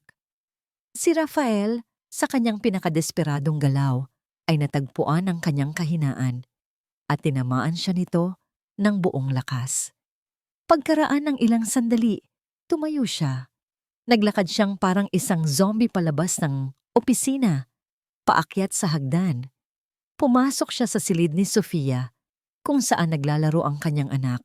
Sa kabilang dulo ng silid, sa kuna, ay ang mahimbing na natutulog na si Liam. Lumuhod siya at niyakap ng mahigpit si Sofia. Niyakap niya ito na para bang ito na ang huling pagkakataon. Hinalikan niya ang buhok nito, inamoy ang bango nito.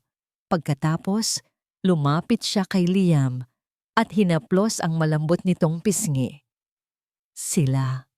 Sila lang ang mahalaga. Sa sandaling iyon, sa unang pagkakataon, sumuko siya.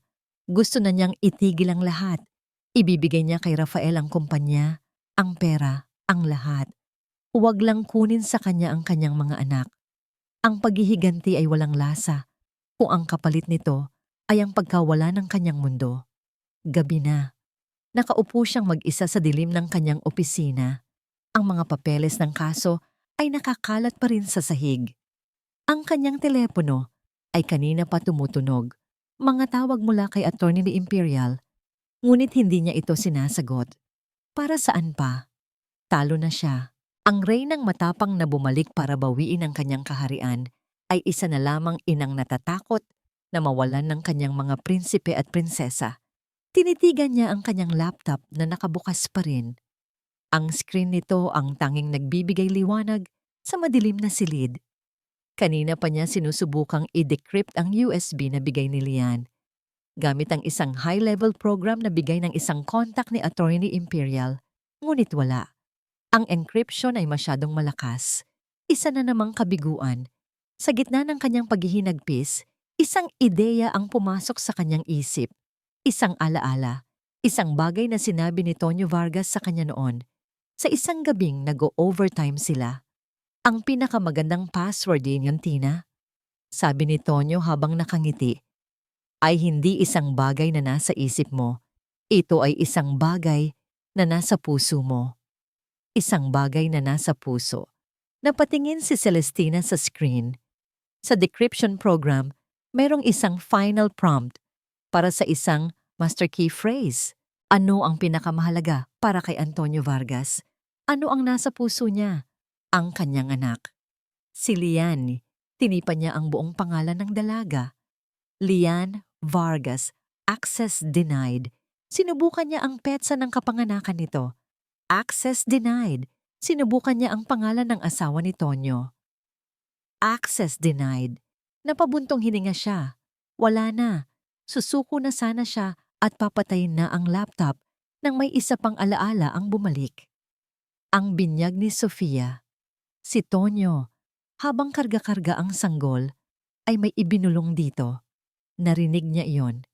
Isang palayaw, isang pangako. Ikaw ang aking munting bituin.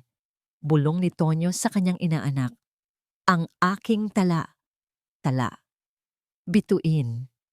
Mabilis na bumalik si Celestina sa laptop. Tinipan niya ang mga salita. Hindi bilang password, kundi bilang isang parirala mula sa puso. Ang aking tala. Pinindot niya ang enter. Sa isang iglap, ang screen ay nag-flash ng kulay berde. Decryption complete. Ang mga folder ay nagsimulang lumitaw sa screen. Ang isa ay naglalaman ng mga lumang email. Ang isa ay mga personal na tala. Ngunit ang pinakamalaki, ang folder na may pangalang Project Genesis ay naglalaman ng libu-libong linya ng code. Binuksan niya ito. Sa pinakaunang linya, sa itaas ng lahat, ay may isang komento na isinulat ng programmer. Isang digital na lagda. Original source code. Project Genesis, amo.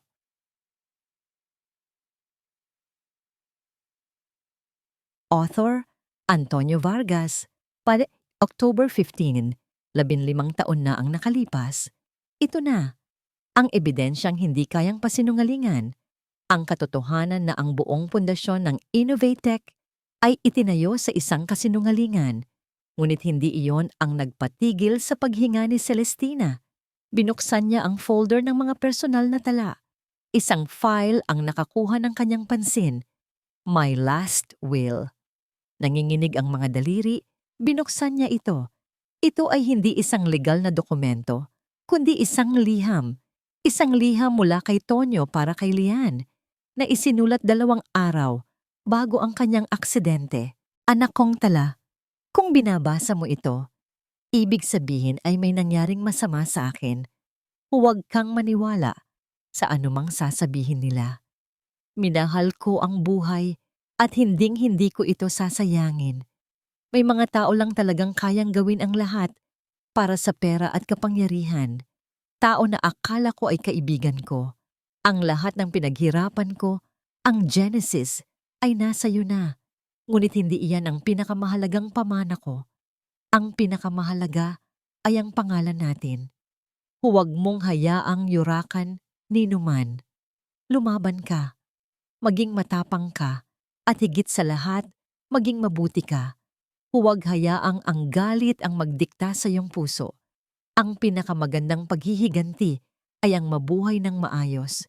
Mahal na mahal ka ni Papa. Sa pagbasa ng huling pangungusap, ang mga luhang kanina'y para sa sariling sakit ni Celestina ay naging luha para sa 2 taong nasira ang buhay dahil sa kasakiman ni Rafael. Naramdaman niya ang sakit ni Tonyo. Naramdaman niya ang bigat na dinala ni Lian. Sa loob ng maraming taon, ang kanyang sariling sakit ay biglang naging maliit kumpara sa trahedyang ito. At doon, sa gitna ng kadiliman, isang apoy ang muling nag-alab sa loob ni Celestina. Hindi na ito ang apoy ng paghihiganti. Ito ay isang bagay na mas dalisay, isang apoy para sa katarungan. Hindi na siya lalaban para lang sa sarili niya o para sa kanyang pera. Lalaban siya para sa kanyang mga anak, para hindi sila lumaki sa isang mundong pinamumunuan ng kasinungalingan. Lalaban siya para kay Liane, para sa hustisyang ipinagkait sa kanya. At lalaban siya para kay Tonyo, para sa alaala ng isang mabuting tao na pinagtaksilan. Pinunasan niya ang kanyang mga luha. Dinampot niya ang mga papeles ng kaso mula sa sahig at maayos na inilapag sa mesa. Kinuha niya ang kanyang telepono at tinawagan si Attorney Imperial. Crispin, sabi niya, ang kanyang boses ay hindi nabasag, kundi matatag na parang bakal. The board meeting is in 2 days. It's time to end this. I'm sending you something. Isang bagay na babago sa lahat. Tapos na ang pag-iyak. Tapos na ang pag-aalinlangan. Ang reyna ay muling tumayo. Hindi na dahil sa galit, kundi dahil sa isang layuning mas malaki kaysa sa kanyang sarili. At sa pagkakataong ito, hindi na siya mapipigilan. Ang conference room sa ika-14 palapag ng Innovatech Tower ay malamig at tahimik. Isang katahimikang nababalot ng tensyon. Ang mahabang mahogany na mesa ay napapaligiran ng mga pinakamakapangyarihang tao sa kumpanya, ang Board of Directors.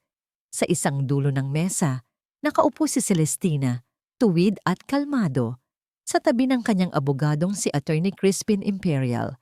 Sa kabilang dulo, naroon si Rafael, sa tabi ng kanyang kapatid na si Ramon. Ang mukha ni Rafael ay nagpapakita ng isang kumpiyansang alaga sa kasinungalingan, habang si Ramon naman ay hindi mapakali sa kanyang upuan. Good morning, ladies and gentlemen of the board! Simula ni Rafael, ang kanyang boses ay puno ng awtoridad na pekeng-peke. Ipinatawag ko ang emergency meeting na ito dahil sa isang seryosong bagay na nakaaapekto sa integridad ng ating kumpanya. Isang bagay na may kinalaman sa malawakang pagnanakaw. Lahat ng mata ay napunta kay Celestina na hindi man lang kumurap. Nagpatuloy si Rafael, inilatag ang kanyang mga ebidensya. Ipinakita ng kanyang abogado ang mga pekeng dokumento na ginawa ni Alex, mga bank statement, mga wire transfer, lahat ay nagtuturo sa isang konklusyon na si Celestina Reyes Santos ay naglilipat ng milyon-milyong pondo ng kumpanya sa isang pribadong offshore account. As you can see, sabi ni Rafael, ang boses niya ay puno ng pekeng kalungkutan. Ang aking asawa, na marahil ay dumadaan Sa isang mahirap na yugto ng kanyang buhay, ay ginamit ang kanyang posisyon para sa sariling kapakanan. Masakit man para sa akin, bilang CEO, tungkulin kong protektahan ang Innovate Tech. Kaya't hinihiling ko sa board na tanggalin si Mrs. Santos bilang miyembro at simulan ng isang legal na investigasyon. Ang mga miyembro ng board ay nagbulungan ang ebidensya sa unang tingin ay mukhang kapani-paniwala. Tumingin sila kay Celestina, naghihintay ng kanyang depensa. Dahan-dahang tumayo si Celestina. Ang kanyang presensya ay nagpatahimik sa buong silid. Thank you, Rafael, for that very creative presentation. Simulan niya, ang kanyang boses ay kalmado ngunit may talim. Totoo, mayroong malawakang pagnanakaw na nangyayari sa kumpanyang ito, ngunit hindi ako ang may gawa nito. Tumingin siya kay Atorino Imperial na tumango at pinindot ang isang button sa laptop nito. Isang audio file ang tumugtog sa mga speaker ng conference room. Boses ni Rafael, Alex, may ipapagawa ako sa'yo. Isang bagay na top secret. Ang buong pag-uusap nila ni Alex ay umalingaw-ngaw sa silid. Ang utos na gumawa ng mga pekeng dokumento. Ang plano na idiin si Celestina. Ang pag-amin na ginagawa niya ito para protektahan ang sarili. Ang mukha ni Rafael ay biglang namutla na parang isang papel. Tumingin siya kay Ramon, na ngayon ay nanginginig na sa takot. That recording is fake. It's fabricated. Sigaw ni Rafael, ngunit ang kanyang boses ay nanginginig. Is it? Tanong ni Celestina. Kung gayon, marahil ay mas maniniwala kayo sa isang live witness. Bumukas ang pinto sa likuran at pumasok ang IT employee na si Alex kasama ang dalawang unipormadong security personnel. Mr. Alex Reyes, tabi ni Attorney Imperial, maaari mo bang kumpirmahin sa board na ang boses na narinig natin ay ang boses ni Mr. Rafael Santos? Oo po, sabi ni Alex, nanginginig ngunit determinado. Siya po ang nag-utos sa akin na gawin ang lahat ng yon. Isang malakas na bulungan ang pumuno sa silid. Ngunit hindi pa tapos si Celestina. Ang pagnanakaw ng pera ay isang bagay. Sabi ni Celestina, ang kanyang boses ay tumaas, puno ng awtoridad.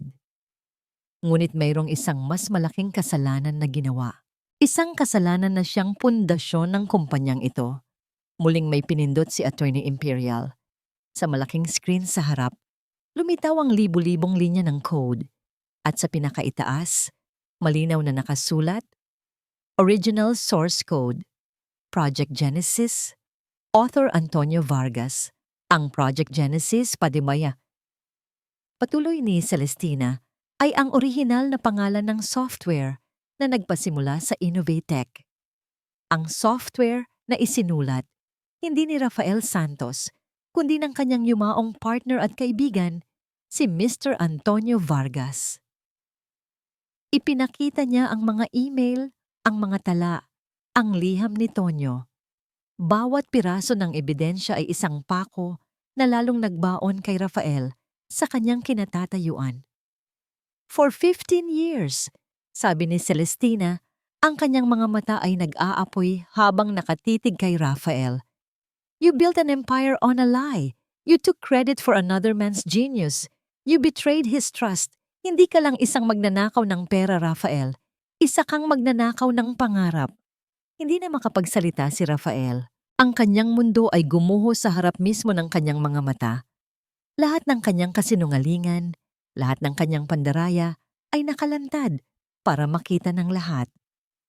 I move for an immediate vote, sabi ng isa sa mga pinakamatandang board member. Ang boses ay puno ng galit.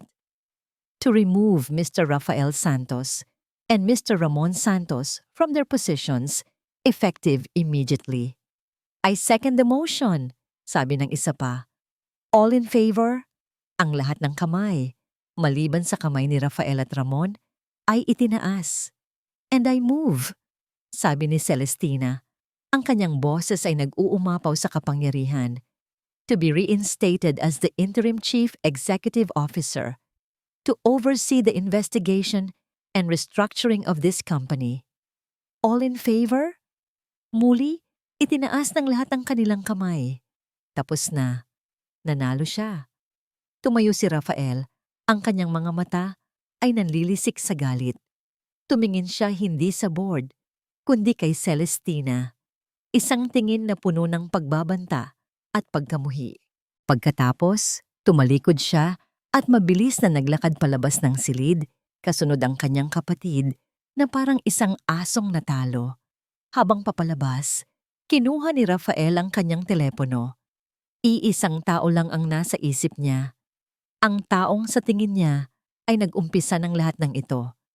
Ang taong nagbigay ng USB, dinial niya ang numero. Nang sumagot ito, isinigaw niya ang pangalan na puno ng lason. Leanne! Pinatay mo ako! Sinira mo ako! Pagkatapos, ibinagsak niya ang tawag at nagpatuloy sa paglalakad. Ang kanyang mga hakbang ay mabilis at puno ng isang desperadong galit. Hindi alintana kung saan siya pupunta o kung ano ang kanyang gagawin. Ang alam niya lang, kailangan niyang makita ang babaeng iyon. Kailangan niyang harapin ang isa pang taong nagtaksil sa kanya. Pagkaalis ni Rafael, isang kakaibang katahimikan ang bumalot sa conference room. Ang mga miyembro ng board ay isa-isang lumapit kay Celestina. Nag-aalok ng kanilang suporta at paghingi ng paumanhin sa kanilang pagkabulag. Tinanggap niya ang lahat ng iyon nang may ngiti, ngunit ang kanyang isip ay nasa ibang lugar. Nang sa wakas ay mag-isa na lang siya sa silid, lumapit siya sa bintana, ang parehong bintana, kung saan madalas tumayo si Rafael at pagmasdan ang kanyang kaharian. Ngayon, ito ay sa kanya na. Ang tagumpay ay may lasang matamis, ngunit meron ding pait. Ang lalaking kasama niyang bumuo ng lahat ng ito ay siya na rin palang sisira dito. Hindi siya nagtagal doon. Naglakad siya papunta sa opisina ng CEO. Ang kanyang dating opisina, ang pinto ay nakabukas pa rin, iniwang nakaawang ni Rafael sa kanyang galit na pag-alis. Pumasok siya sa loob. Ang mga personal na gamit ni Rafael ay nakakalat pa rin. Isang picture frame nilang pamilya, isang golf trophy, ang mamahaling pluma na regalo niya noong anibersaryo nila. Umupo siya sa malaking leather chair. Perpekto ang sukat, para bang matagal na siyang hinihintay nito. Sa sandaling iyon, wala siyang naramdamang galit o saya. Ang naramdaman niya ay isang malawak na kapayapaan na may kasamang kalungkutan. Tapos na ang digmaan. Ngayon, kailangan na niyang harapin ang mga pinsalang idinulot nito. Kinuha niya ang picture frame sa mesa. Isang larawan nilang apat, kuha noong nakaraang Pasko. Masaya sila. O sa unang tingin, mukha silang masaya. Ngayon, nakikita na niya ang mga lamat sa ngiti ni Rafael, ang pagod sa sarili niyang mga mata. Isang perpektong kasinungalingan na nakakulong sa isang silver frame. Ibinalik niya ito sa mesa, nakaharap sa pader. Simbolo ng isang kabanatang kailangan ng isara. Ang galit ay isang lason na kumukulo sa dugo ni Rafael habang nagmamaneho siya palayo sa Innovatech Tower. Walang direksyon, walang plano. Ang tanging nasa isip niya ay ang mukha ni Leanne Gomez. Siya. Ang babaeng pinagkatiwalaan niya. Ang babaeng pinaglaanan niya ng pera at panahon. Isa rin pala itong ahas. Isa rin palang taksil. Mabilis niyang pinatakbo ang kanyang luxury car, bumubusina sa bawat sasakyang humaharang sa kanyang daan. Nagtungo siya sa condominium sa Quezon City kung saan niya pansamantalang pinatira si Leanne. Ang lugar na dati kanlungan niya mula sa kanyang magulong buhay ay ngayon ang magiging entablado ng kanyang huling pagwawala. Hindi na siya nag-abalang mag-doorbell. Gamit ang sarili niyang susi, marahas niyang binuksan ang pinto. Leanne! Sigaw niya, ang kanyang boses ay umaling-awngaw sa loob ng tahimik na unit. Nakaupo si Leanne sa sofa, nagbabasa ng libro. Nang makita siya, dahan-dahan itong tumayo. Walang takot sa kanyang mga mata. Sa halip mayroon itong malamig na determinasyon. Rafael, Sabi niya, isinasara ang libro. Inaasahan na kita. Inaasahan. Napatawa si Rafael, isang tawang walang saya. Talaga? Inasahan mo bang malaman ko kung paano mo ako trinaydor? Kung paano mo ako sinaksak sa likod? Hindi iyon pagtataksil, Rafael. Kalmadong sagot ni Liane. Naglakad siya palapit. Iyon ay pagganti para sa ginawa mo sa ama ko, para kay Antonio Vargas. Ang pagbanggit sa pangalan ay parang isang suntok sa sikmura ni Rafael. Wala kang alam sa nangyari. Wala. Rafael, alam ko ang lahat. Sigaw ni Lian. Sa unang pagkakataon, lumabas ang galit sa kanyang boses. Alam ko kung paano mo ninakaw ang kanyang code. Alam ko kung paano mo siya iniwan na walang-wala. At alam ko na ang aksidente na yon ay dahil sa'yo. Pinatay mo siya. Dahan-dahan. Ngunit pinatay mo pa rin siya. Sa pag-amin ni Liane, isang bagay ang nabali sa loob ni Rafael. Ang huling hibla ng kanyang kontrol. Sumugod siya. Hinawakan ng mahigpit ang mga braso ni Lian. Ano ang gagawin mo sa akin, ha? Sigaw niya sa mukha nito. Wala ka nang babalikan. Wala ka nang kapangyarihan. Ako pa rin si Rafael Santos. Hindi na ngayon. Bulong ni Lian. At sa sandaling iyon, bumukas ang pinto ng kwarto sa likuran. Mula roon, lumabas ang dalawang malalaking lalaki. Ang mga tiyuhin ni Liane. Ang kanilang mga mukha ay matigas at ang kanilang mga mata ay nag-aapoy sa galit na matagal nang kinimkim. Sa likod nila, may dalawa pa, mga pinsan niya. Napapaligiran na siya. Binitiwan ni Rafael si Lian at napaatras. Ano to? Isang patibong? Hindi ito patibong, Rafael. Sabi ng pinakamatandang tiyuhin, ang boses ay magaspang. Ito ay pagbibigay ng leksyon. Isang leksyon na dapat ay matagal mo nang natutunan. Sumugod ang mga lalaki. Sinubukan ni Rafael na lumaban. Nakasuntok siya ng isa, ngunit 4 sila. Napaluhod siya sa mga suntok at sipa. Ang bawat hataw ay hindi lang para sa sakit na idinulot niya kay Liane, kundi para sa kapatid nilang nawala, para sa pamilyang kanilang sinira. Sa gitna ng kaguluhan, sinubukan ni Rafael na tumakbo.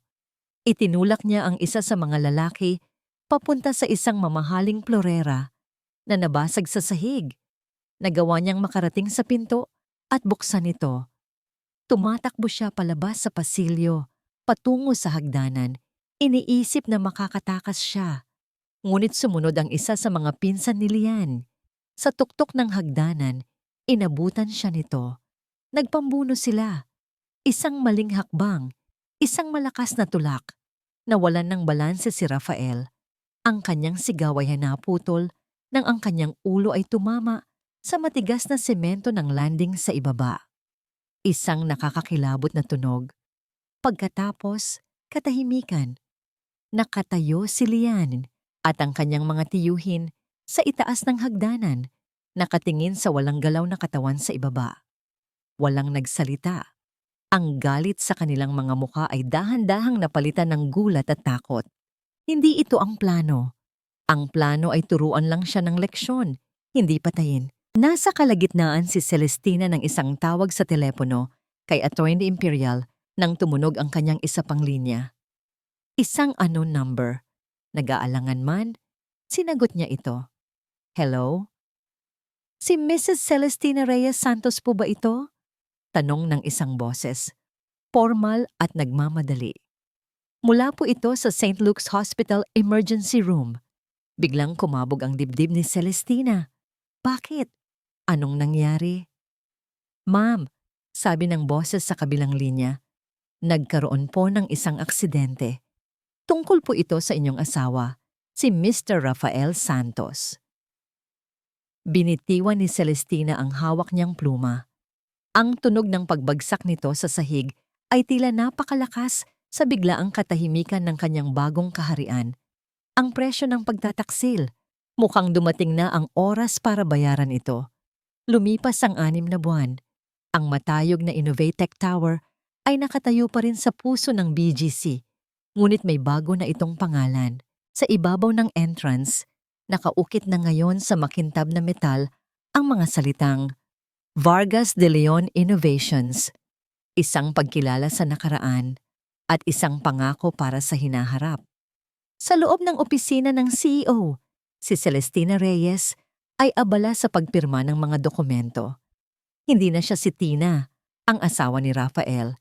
Hindi na rin siya si Celestina Santos. Siya si Celestina de Leon, ang babaeng muling binuo ang kanyang sarili mula sa abo ng pagtataksil. Ang kanyang mga galaw ay may kumpiyansa, ang kanyang boses ay may awtoridad, ngunit ang kanyang mga mata ay hindi na kasing lamig ng dati. Mayroon ng bahagyang kislap ng kapayapaan. Bilang CEO, ang una niyang ginawa ay ang paglilinis. Tinanggal niya ang lahat ng parasites na inilagay ng pamilya Santos. Ipinatupad niya ang mga bagong pulisiya para sa transparency at accountability. At ang pinakamahalaga sa lahat, naglaan siya ng malaking bahagi ng kita ng kumpanya para sa isang foundation na itinatag niya sa pangalan ni Antonio Vargas. Isang pundasyon para tulungan ang mga bata at mahuhusay na tech innovators na walang sapat na puhunan. Pagkatapos ng kanyang trabaho, hindi na siya umuwi sa malaki at malamig na mansyon sa Forbes Park. Ipinagbili niya iyon kasama ang lahat ng alaala ng kasinungalingan. Nakatira na sila ngayon sa isang mas maliit ngunit mas masayang bahay sa isang tahimik na subdivision kung saan ang halakhak ng kanyang mga anak, sina Sofia at Liam, ang pumupuno sa bawat sulok. Isang hapon, pagkatapos niyang sunduin si Sofia mula sa eskwela, at habang karga-karga ang natutulog na si Liam, nagmaneho siya papunta sa isang lugar na matagal na niyang hindi binibisita. Isang pribadong ospital. Pumasok siya sa isang silid sa VIP wing. Ang amoy ng antiseptic ay sumalubong sa kanya. Sa kama, nakahiga ang isang katawan, payat at maputla. Maraming tubo ang nakakabit dito. At ang tanging maririnig ay ang mahinang tunog ng makinang tumutulong dito para mabuhay. Ito si Rafael Santos, o kung ano man ang natira sa kanya. Hindi siya namatay sa pagkakahulog, ngunit ang pinsala sa kanyang utak ay malubha. Sabi ng mga doktor na sa isang vegetative state siya. Nakikita, naririnig, ngunit hindi makagalaw, hindi makapagsalita, hindi makapag-isip. Isang bilanggo sa sarili niyang katawan. Isang perpektong kabalintunaan para sa isang taong ang buong buhay ay nakasentro sa kontrol at kapangyarihan. Hindi kinasuhan ng pamilya Vargas. Itinuring itong isang aksidente, isang away na nauwi sa trahedya. Umalis na si Lian. Nagpunta sa ibang bansa para magsimulang muli, dala ang hustisyang matagal na niyang hinintay at marahil ang kapatawarang ibinigay niya sa sarili. Umupo si Celestina sa tabi ng kama. Tinitigan niya ang mukha ni Rafael. Walang galit, walang awa, walang pagmamahal, wala na. Isang blangkong pakiramdam na lang ang natira. "Hello, Rafi!" Bulong niya, kahit alam niyang hindi ito sasagot. Ito na siguro ang huli kong pagbisita. Mula sa kanyang bag, kinuha niya ang isang sobre. Sa loob nito ay ang kanilang annulment papers, pirmado na niya at aprobado na ng korte. "Malaya na ako, Rafi," sabi niya. Inilapag ang sobre sa bedside table, sa tabi ng kamay nitong hindi gumagalaw. "Malaya na tayo pareho. Ikaw mula sa iyong mga ambisyon, ako mula sa iyong mga kasinungalingan." Tumayo na siya. Hindi na niya ito muling nilingon. Naglakad siya palabas ng silid, palabas ng ospital, patungo sa sikat ng hapon. Habang naglalakad siya pabalik sa kanyang sasakyan, naramdaman niya ang hangin sa kanyang mukha. Narinig niya ang tawanan ng mga tao sa paligid. Ang mundo ay patuloy na umiikot. At sa wakas, handa na siyang umikot kasama nito. Pagsakay niya sa kotse, tumingin siya sa rearview mirror. Nakita niya ang kanyang sarili. Isang ina, isang leader, isang survivor. Sa tabi niya, sa car seat, ang mahimbing na natutulog na si Liam, ang simbolo ng kanyang kinabukasan. Hindi niya alam kung ano ang naghihintay sa kanya. Hindi niya alam kung magmamahal siyang muli. Ngunit sa unang pagkakataon, sa loob ng napakatagal na panahon, hindi na yun mahalaga. Ang mahalaga ay ang ngayon. Ang mahalaga ay ang kapayapaang nahanap niya, hindi sa paghihiganti, kundi sa pagpapalaya sa sarili. Pinaandar niya ang kotse at nagmaneho palayo, hindi na muling lumingon. Sa salamin, ang papalubog na araw ay lumilikha ng isang magandang tanawin. Isang perpektong pagtatapos sa isang madilim na kabanata. Isang perpektong simula para sa isang bagong umaga. At sa kanyang labi, isang nangngiti ang sumilay. Isang nangiting totoo, payapa, at sa wakas, tunay na malaya. Sa huli, ang kwento ni Celestina ay nagpapaalala sa atin na ang isang babaeng minsang tumahimik para sa pamilya ay may kakayahang bumangon at bawiin ang lahat kapag tinapakan ang kanyang dignidad. Ang pagtataksil ni Rafael ay hindi lamang pagsira sa tiwala, kundi isang paggising sa lakas at talinong matagal niyang isinantabi. Sa pagharap sa kasinungalingan, pandaraya sa negosyo, at pagnanakaw ng pamana, pinatunayan ni Celestina na ang tunay na kapangyarihan ay nagmumula sa tapang na ipaglaban ang tama. Ang pagbagsak ng mapanlinlang na asawa ay malinaw na mensahe. Ang kasamaan ay may hangganan at ang hustisya, kahit maantala, ay dumarating. Ang bagong simula ni Celestina ay hindi tungkol sa paghihiganti, kundi sa kalayaang muling piliin ang sarili at ang sariling halaga. Ngayon, nais kong itanong sa inyo, kung ikaw ang nasa kalagayan ni Celestina, lalaban ka rin ba o pipiliin mong manahimik? Naniniwala ka ba na may ikalawang pagkakataon ang mga taong minsang isinuko ang sarili para sa iba? At higit sa lahat, kumusta ka? May laban ka rin bang tahimik na kinakaharap ngayon? Nandito ang channel na ito para makinig. Ibahagi mo ang saloobin mo sa comments. Mahalaga ang boses mo dito